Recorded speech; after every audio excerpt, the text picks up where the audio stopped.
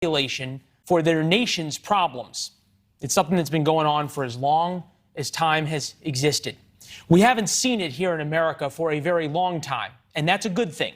But listen to the progressive left these days, and you will hear anti-Semitic dog whistles galore, and they are said without shame. Here is Bernie Sanders endorsee and failed congressional candidate Nina Turner explaining her loss earlier this week. I am going to work hard to ensure that something like this never happens to a progressive candidate or leader. See, we didn't lose this race. Evil money manipulated and aligned with this election. In case you couldn't hear it, the words there were evil money. Joining us now to discuss her comments and the backlash she is facing, Rabbi Abraham Cooper of the Simon Wiesenthal Center.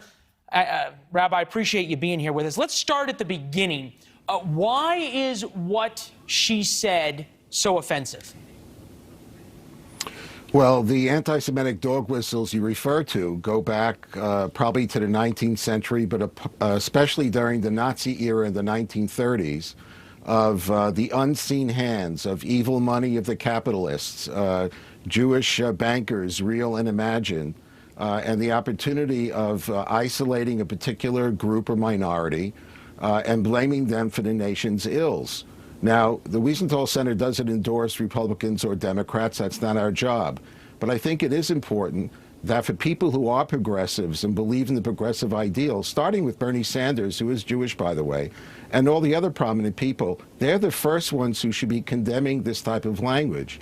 They haven't done so, not with Rashida Tlaib, who uses intersectionality to blame Israel and the Jews for every conceivable ill on the planet, not with Omar, not with Cori Bush, and that's one of the reasons I've called on the Speaker of the House to strip these people of their committees in the House. That hasn't happened, and you talked about Ilhan Omar, who tweeted that it was all about the Benjamins, and then there was, in a time right now where everything that is said, hatred must be called out by name. President Trump learned that the hard way. But every time something must be called out by name, yet when Ilhan Omar did it, the best we could get out of the Democratic House was a resolution condemning hatred of all kinds. Why do you think it is that the progressive left is so controlling of the moderates that they are unwilling to call this out for what it is?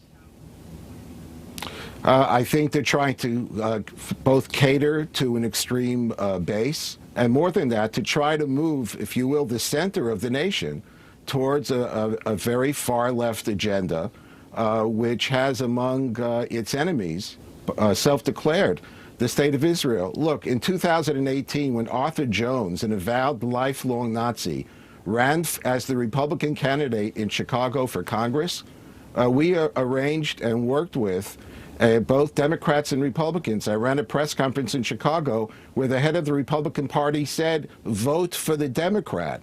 This should not be a left-right issue. It should not be Democratic or Republican. Well, no, it should not, sir. But there is a failure from the top. Historically, I only got about 20 seconds left. Historically, the Jewish lobby has been Democratic, substantially so.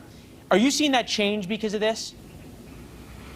I think there is a generational shift, but I think the majority of American Jews still identify, if you will, with the ideals of the Democratic Party as articulated going back over 50, 75, or 100 years. It's a slow process, but the more silence we hear and the more hate crimes we suffer, the less support this party is going to gain from rank-and-file voters in the Democratic Party. Rabbi, it's an incredibly important topic. We're glad to have had you here, and the work of the Simon Wiesenthal Center is second to none. That's Rabbi Abraham Cooper. We appreciate you being here with us tonight and you being here with us at home. Have a great weekend. We'll see you back here on Monday night.